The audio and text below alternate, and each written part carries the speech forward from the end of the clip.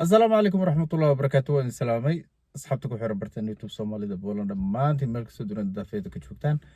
fadlan hadda hore inoo la joogto soo dhawow hadda anugu cusub tahay subscribe noo saar janaalka noo sheer garay muuqaalka lag noo saar wixii commenti iyo fikir ah hoos inoogu reeb galabtay waxaan doonaynaa horta inaan ka hadalno muuqaal yar oo ku saabsan Soomaalida wadankan joogta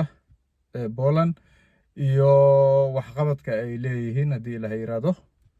Soomaalida wadanka joogta horta gabi ahaan waa dad dhalinyaro ah rag iyo dumar wax bartay qaar wax barto qaar hore wax u bartay qaar hadda ku jiraan waa dad shaqaysta oo muruqmaal iyo dad barfasho ku shaqaysta oo shirkado weyn u shaqeeya dad ayagu shirkada leh oo loo shaqeeyo dad hay'ado leh oo wadankan hay'ado kule wadamo kale hay'adoodu ka shaqo galaan iyo waxay isugu jiraan hadan dambi iska dhowro dad oo dad isugu jiraan dadka muruqmaalka ah waxay u badan horta dhalinyaro waxay badan yihiin dad muruqmaal ah oo xoogooda ku shaqaysta waxay u shaqeeyaan shirkadaha wadanka ku cabitaanada qudaarta hilibka iyo waxyaabo kale fara badan dadka shirkadaha leh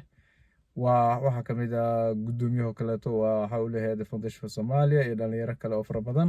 ilaa 5-6-7 shirkadood oo Soomaalidu leedahay ku taalo oo shaqeeya dad waa deegaan oo wadanka degan yihiin oo reerahooda iyo ilmahooda iyo guryahooda iyo waxooda dhan wadankay ku yaalin oo wadankan dadka tirsan waaye ardo qaar ah oo wax barata dadka ardada wax barta waa kuwa cusub oo hadda yimid iyo kuwa hore oo hadda gabagaba maraya intaba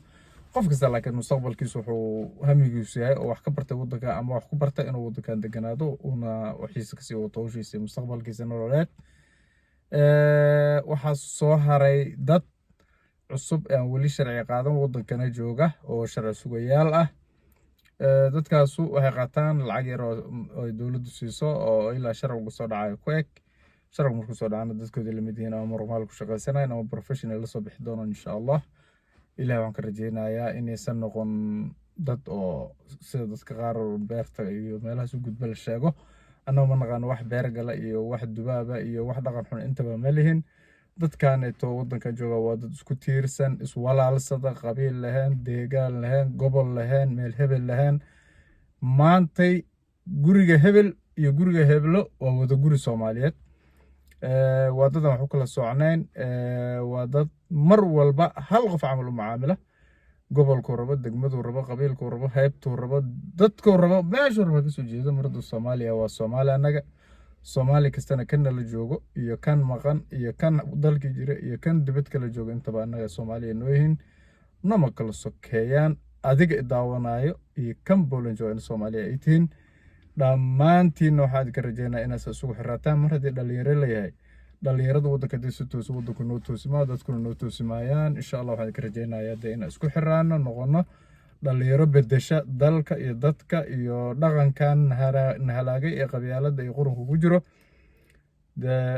muuqaalkii galabta uga hadlay Soomaalida Poland joogta iyo waxyaabaha ay qabtaan iyo hawshooda iyo noloshooda intaas aan ku soo gabagabayn doonaa insha Allah tan iyo intaan muuqaalka xagu ku kulmi doono annagu isku dubanada leh sidaas iyo nabadgelyo والسلام عليكم ورحمة الله وبركاته فضلا هاي لوبين وحنا قد حي سبسكرايب تشارتي لايكتي كومنتي انتبه هنا لوبين وحنا قد حي باي باي